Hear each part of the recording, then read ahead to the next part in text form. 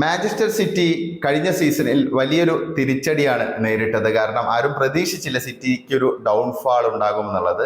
അതിന് പല കാരണങ്ങളുണ്ട്. കഴിഞ്ഞ സമ്മർ ട്രാൻസ്ഫർ വിൻഡോയിൽ കാര്യമായുള്ള ഇടപെടലുകൾ സിറ്റി നടത്തിയിരുന്നില്ല. അപ്പം താരങ്ങളുടെ പരിക്ക്, ഏജിങ് ആയുള്ള ഇഷ്യൂ, പല പ്രോബ്ലംസ് ഉണ്ടായിരുന്നു. അപ്പം അതിൻ്റെ ഒരു റിസൾട്ട് ആയിരുന്നു ഫൈനലായിട്ട് സിറ്റിക്ക് ഈ ഒരു സീസണിൽ സംഭവിച്ചത്. പ്രീമിയർ ലീഗ് കിരീടം കൈവിട്ടു. അതുകൂടാതെ ഒരൊറ്റ ട്രോഫി പോലും നേടാൻ പെപ്പ് ഗാർഡിയോളയുടെ ടീമിന് സാധിച്ചില്ല. പെപ്പ് വന്ന ആദ്യത്തെ സീസൺ 2016-17 സീസണിന് ശേഷം ഇങ്ങനെയൊരു അവസ്ഥ സിറ്റിക്ക് മുമ്പൊന്നും ഉണ്ടായിരുന്നില്ല. അപ്പം എന്തായാലും ഒരു തിരിച്ചുവരവിന്റെ ശ്രമത്തിലാണ് മാഞ്ചസ്റ്റർ സിറ്റി. ആ ഒരു റീബിൽഡ് പ്രോസസ്സ് സിറ്റി കഴിഞ്ഞ ജനുവരിയിലെ ട്രാൻസ്ഫർ വിൻഡോയിൽ തന്നെ നടത്തി തുടങ്ങിയിരുന്നു. ഏതാണ്ട് 175 മില്യൺ പൗണ്ടോളം ചെലവിട്ട് 4 താരങ്ങളെയാണ് സിറ്റി ജനുവരിയിൽ സൈൻ ചെയ്തത്. സാധാരണ വിന്റർ ട്രാൻസ്ഫർ വിൻഡോയിൽ വലിയ ബിസിനസ് നടത്താൻ വിമുഖത കാണിക്കുന്ന ഒരു ടീമാണ് മാഞ്ചസ്റ്റർ സിറ്റി. പക്ഷേ സാഹചര്യം അങ്ങനെ ആയതുകൊണ്ട് തന്നെ റീബിൽഡ് പ്രോസസ്സ് നേരത്തെ തന്നെ സിറ്റി തുടങ്ങിയിരുന്നു.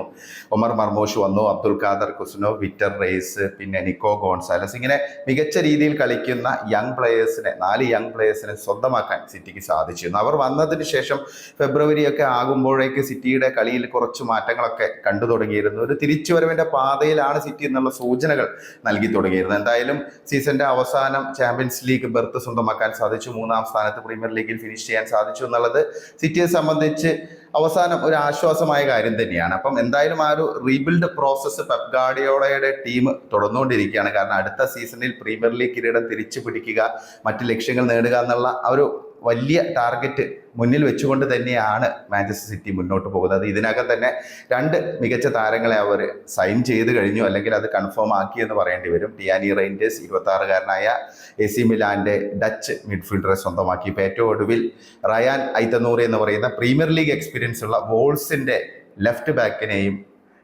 സൈൻ ചെയ്തിരിക്കുകയാണ്. അല്ലെങ്കിൽ അതും ആ ഒരു ഡീലും ഏതാണ്ട് ഓക്കെ ആക്കിയിരിക്കുകയാണ്. അപ്പം ഇതാണ് സാഹചര്യം. റയാൻ ചെർക്കിക്ക് വേണ്ടി സിറ്റി തുടർച്ചയായിട്ടുള്ള നീക്കങ്ങൾ നടത്തിക്കൊണ്ടിരിക്കുകയാണ്. ചെറുക്കിക്ക് ഓൾറെഡി സിറ്റിയിലേക്ക് വരാനാണ് താല്പര്യം എന്നുള്ള റിപ്പോർട്ടുകളാണ് വരുന്നത്. കഴിഞ്ഞ ദിവസമൊക്കെ അദ്ദേഹം അത് സൂചിപ്പിച്ചിരുന്നു. മികച്ച രീതിയിൽ കളിക്കുന്ന ഒരു 21-കാരനായ പ്ലെയറാണ് റയാൻ ചെറുക്കി. അറ്റാക്കിംഗ് മിഡ്ഫീൽഡറായിട്ടും പിന്നെ അതുകൂടാതെ റൈറ്റ് വിങ്ങറായിട്ടും ഒക്കെ കളിക്കാൻ കപ്പാസിറ്റിയുള്ള നല്ല വർക്ക് റേറ്റ് ഉള്ള പ്ലെയറാണ്. മികച്ച ഫോമിലാണ് കളിച്ചുകൊണ്ടിരിക്കുന്നത്. കഴിഞ്ഞ സീസണിൽ ലിയോണിന് വേണ്ടി 20 അസിസ്റ്റുകളും 12 ഗോളുകളുമാണ് റയാൻ ചെറുക്കി നേടിയത്. ഫ്രഞ്ച് ലീഗിലെ ടോപ്പ് അസിസ്റ്റ് പ്രൊവൈഡറാണ്. ഇപ്പം ഫ്രാൻസിന് വേണ്ടി ഇന്നലെ അരങ്ങേറ്റം കുറിച്ചു. സബ്സ്റ്റിറ്റ്യൂട്ടായിട്ട് വന്നിട്ട് ഒരു ഗോളും ഒരു അസിസ്റ്റും നേടി. അതുകൂടാതെ 3 ചാൻസസ് ക്രിയേറ്റ് ചെയ്ത്. അപ്പം വലിയ രീതിയിൽ ഇമ്പാക്റ്റ് ഉണ്ടാക്കാൻ പറ്റുന്ന ഒരു ഫ്ലെക്സിബിൾ ആയുള്ള പ്ലെയറാണ് റയാൻ ചെർക്കി. 21 വയസ്സ് മാത്രമേ ഉള്ളൂ. അപ്പം ചെർക്കിക്ക് പിന്നിൽ ലിവർപൂളും ഉണ്ടെന്നുള്ള റിപ്പോർട്ടുകളുണ്ട്. പക്ഷെ അങ്ങനെയാണെങ്കിലും ചെർക്കിയെ സിറ്റി സൈൻ ചെയ്യുമെന്നാണ് പ്രതീക്ഷിക്കുന്നത്. 25 മില്യൺ പൗണ്ടാണ് റിലീസ് ക്ലോസ്. അപ്പം എന്തായാലും ആ ഒരു ഡീൽ നടക്കും എന്നാണ് എല്ലാവരും പ്രതീക്ഷിക്കുന്നത്. അവിടെ അടങ്ങാൻ സിറ്റി തയ്യാറല്ല. മറ്റ് താരങ്ങളുടെ പേരും ഇങ്ങനെ വളരെ സജീവമായി കേൾക്കുന്നുണ്ട്. ഇപ്പം ഐതനൂറിയുടെ കാര്യം പറയുകയാണെങ്കിൽ ലെഫ്റ്റ് ബാക്ക് പൊസിഷൻ സിറ്റിക്ക് ഒരു വലിയ പ്രോബ്ലം തന്നെയായിരുന്നു. പലപ്പോഴും ഗ്വാർഡിയോൾ, ബേസിക്കലി ഒരു സെൻട്രൽ ബാക്കായ ഗ്വാർഡിയോൾ ആ റോള് കൈകാര്യം ചെയ്യേണ്ട ഒരു അവസ്ഥയായിരുന്നു. പിന്നെ നിക്കോ റെയ്ലി സീസണിന്റെ അവസാനം ആ ഒരു പൊസിഷനിൽ എത്തിയപ്പോഴാണ് കുറച്ച് ഗ്വാർഡിയോളിന് വീണ്ടും ആ ഒരു സെൻട്രൽ ബാക്കായിട്ട് അതിൻ്റെ യൂഷ്വൽ പൊസിഷനിലേക്ക് മാറാനൊക്കെ പറ്റിയത്. അപ്പോൾ അവിടെ ഒരു പ്രോപ്പർ ആയിട്ടുള്ള ഒരു ലെഫ്റ്റ് ബാക്ക് വേണ്ടത് വളരെ ഇമ്പോർട്ടൻ്റ് ആയ കാര്യമാണ്. അപ്പോൾ റയാൻ ഐതനൂറി ആ രീതിയിൽ പെപ്പിന് പറ്റിയൊരു പ്ലെയർ ആണെന്നാണ് പൊതുവെയുള്ള ഒരു വിലയിരുത്തൽ. 23 വയസ്സ് മാത്രമേ ഉള്ളൂ.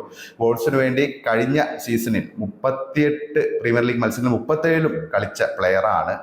7 അസിസ്റ്റുകളും 4 ഗോളുകളും പ്രീമിയർ ലീഗിൽ നേടിയിട്ടുണ്ട്. അപ്പം നല്ല ഒഫൻസീവ് മൈൻഡ് സെറ്റ് ഉള്ള, എന്നാൽ അതേസമയം തന്നെ ഡിഫൻസീവ് ജോബ് കൃത്യമായി ചെയ്യാൻ പറ്റുന്ന ഒരു ലെഫ്റ്റ് ബാക്കാണ് റയാൻ ഐതനൂറി. ലെഫ്റ്റ് വിങ് ബാക്കിൻ്റെ റോളും കൈകാര്യം ചെയ്യാൻ പറ്റുന്ന ആ ഒരു ഫ്ലെക്സിബിലിറ്റി ഐതനൂറിക്ക് ഉണ്ട്. അപ്പം നല്ലൊരു പ്ലെയർ തന്നെയാണ്. കാരണം നല്ല വർക്ക് റേറ്റ് ഉള്ള ഇൻഡസ്ട്രിയസ് ആയിട്ട് കളിക്കുന്ന ഒരു പ്ലെയറാണ്. അപ്പം പെപ്പിൻ്റെ ശൈലിക്ക് അനുയോജ്യനാണ് ഐതനൂറി എന്നാണ് പൊതുവെ വിലയിരുത്തപ്പെടുന്നത്. പിന്നെ റൈറ്റ് ബാക്ക് പൊസിഷനും മാച്ച് സിറ്റിക്ക് ഒരു വലിയ തലവേദന തന്നെയാണ്. മത്തേയൂസ് ന്യൂനസിനെ, മിഡ്ഫീൽഡറായ ന്യൂനസിനെ ആ ഒരു പൊസിഷനിൽ കളിപ്പിക്കേണ്ട അവസ്ഥയിലായിരുന്നു പെപ്പ് ഗാർഡിയോള. പിന്നെ കൈൽ വാക്കറിന് ഇനി എന്തായാലും ഒരു ഫ്യൂച്ചർ ഉണ്ടെന്ന് തോന്നുന്നില്ല മാഞ്ചസ്റ്റർ സിറ്റിയിൽ. അപ്പം ആ ഒരു റൈറ്റ് ബാക്ക് പൊസിഷനിലേക്കും ഈ ഒരു സമ്മർ ട്രാൻസ്ഫർ വിൻഡോയിൽ തന്നെ ഒരു നീക്കം സിറ്റി നടത്തുമെന്നാണ് പ്രതീക്ഷിക്കുന്നത്. ഇപ്പം കേൾക്കുന്ന പേര് ടിനോ ലിവറമെൻറ്റോയുടെ പേരാണ്. ന്യൂകാസിലിൻ്റെ 22-കാരനായ ഇംഗ്ലീഷ് റൈറ്റ് ബാക്ക്. ബേസിക്കലി ഒരു റൈറ്റ് ബാക്ക് ആണ്. അതേസമയം റൈറ്റ് മിഡ്ഫീൽഡറായിട്ടും ലെഫ്റ്റ് ബാക്ക് ആയിട്ടും കളിക്കാൻ കപ്പാസിറ്റിയുള്ള വളരെ എനർജിയുള്ള ഒരു ബാലൻസ്ഡ് അപ്രോച്ചുള്ള പ്ലെയർ തന്നെയാണ് ലിവറമെൻറ്റോ. അപ്പോൾ ലിവറമെൻറ്റോയുടെ പേര് ഇങ്ങനെ വളരെ സജീവമായി കേൾക്കുന്നുണ്ട്. പക്ഷേ ന്യൂകാസിൽ വിട്ടു നൽകുമോ എന്നുള്ളതാണ് ഒരു ചോദ്യം. അപ്പോൾ എന്തായാലും സിറ്റി വളരെ ആക്റ്റീവാണ്, അക്കാര്യത്തിൽ സംശയമില്ല. പിന്നെ മറ്റൊരു കാര്യം, ജാക്ക് ഗ്രീലിഷ് എന്തായാലും ടീമിൽ നിന്ന് പുറത്തേക്ക് പോകാനുള്ള ഒരു സാധ്യതയാണ്.